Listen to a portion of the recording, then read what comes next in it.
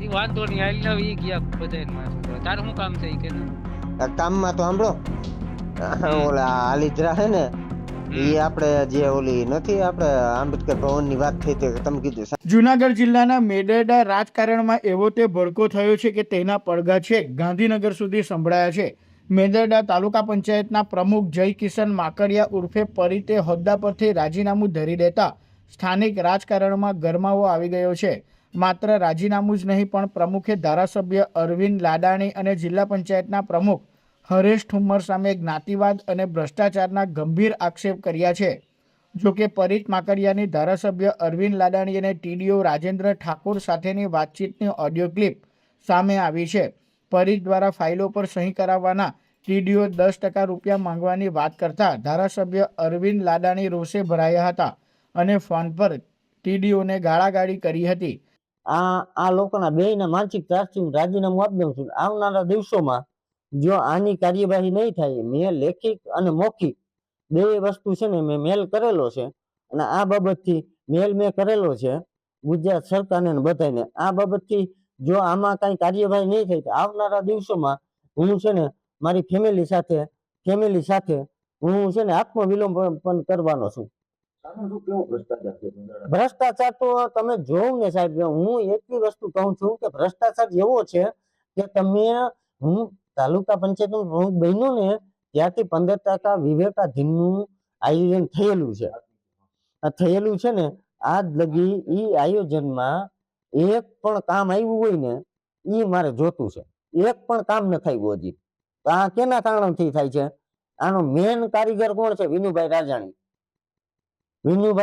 છે ને એ મેન આનો કારીગર છે મોટો. એ કેવી રીતે છે ને સાહેબ, એ બધું કાર્ય કરે અને એનું કઈ નામ ના આવે, બરાબર છે? બધું એ વિનુભાઈ રાજાણી કરે. અને આ બાબતથી હું છે ને જે તે સમયે હું મરે ને અને એનો રાજકારણ આ બધા છે ને, એક વિનુભાઈ રાજાણી અને આ ભાઈ અરવિંદ લાલાણી અને હરેશભાઈ ઠુમ્મર, આ ત્રણેયને છે ને એ બધાને હું એના કહેવાથી એના માનસિક ત્રાસથી હું મરી જાય. ટીડીઓ હે ને, તો ટીડીઓ એવું કીધું હતું કે ટીડીઓ ને આ બે ફોન કર્યો, મારી પાસે રેકોર્ડિંગ છે, મારી પાસે પ્રૂફ બતાવી પડ્યા છે. જો આ જે છેલ્લા ટીડીઓ આવ્યા ને એ તો 5 દિવસથી આવ્યા છે, બરાબર છે? એનો ભ્રષ્ટાચાર તો હોય કે ના હોય મને નથી ખબર, બરાબર છે? પણ આની પેલા રાદડિયા હતા ને એને બહુ ભ્રષ્ટાચાર કર્યું ને વિનુભાઈ કેવાથી બધું કર્યું. આ મામલે હરેશ ઠુમ્મરે જણાવ્યું હતું કે મેં ઓડિયો ક્લિપ સાંભળી છે અને સમગ્ર મુદ્દો જિલ્લા ભાજપ પ્રમુખના ધ્યાન પર મૂક્યો છે. ધારાસભ્ય દ્વારા જો કોઈ ફરિયાદ હોય તો સંગઠનમાં રજૂઆત કરવી જોઈએ, પરંતુ દુઃખની વાત એ છે કે ધારાસભ્ય પોતે મને બેઠકથી દૂર રાખવાની વાતો કરી રહ્યા છે. અરવિંદભાઈએ પ્રમુખને ગેરમાર્ગે દોર્યા છે. ચિરાગ રાજાણી પંચાયતમાં કોઈ હોદ્દો ધરાવતા નથી, છતાં ધારાસભ્ય તેમનું નામ લે છે તે ખોટું છે. મને ડેમેજ કરવાના પ્રયત્નો થઈ રહ્યા છે. હોઈ શકે છે. જે રીતે હું જિલ્લામાં કામ કરી રહ્યો છું એ રીતે કોઈને ન પણ ગમતું હોય કે મને ડેમેજ કરવાના પ્રયત્ન થતા હોય. અન્ય ઘણી પાર્ટીઓ છે કે જે મને મારા મુદ્દાઓ ગોતતા હોય છે કે આ ક્યાંક કાટીમાં આવે તો આને ક્યાંક પછાડવામાં કામ લાગે. એ કોઈને મળવાનું નથી.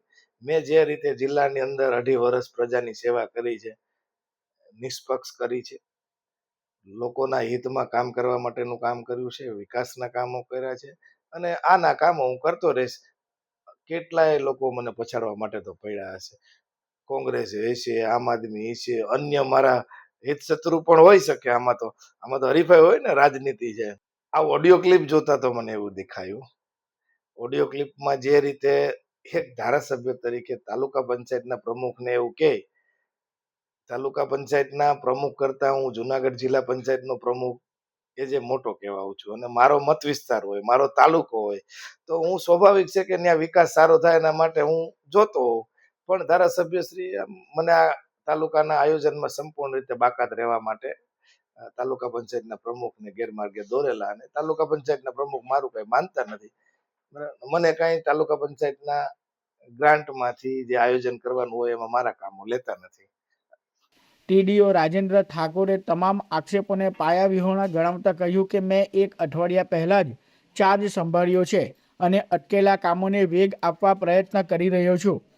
એજન્ડા બંધ રખાયો નથી, પરંતુ આમંત્રિત સદસ્યોએ હાજર રહેવાની અસમર્થતા દર્શાવતા અનિવાર્ય સંજોગોમાં મીટિંગ બંધ રાખવી પડી હતી.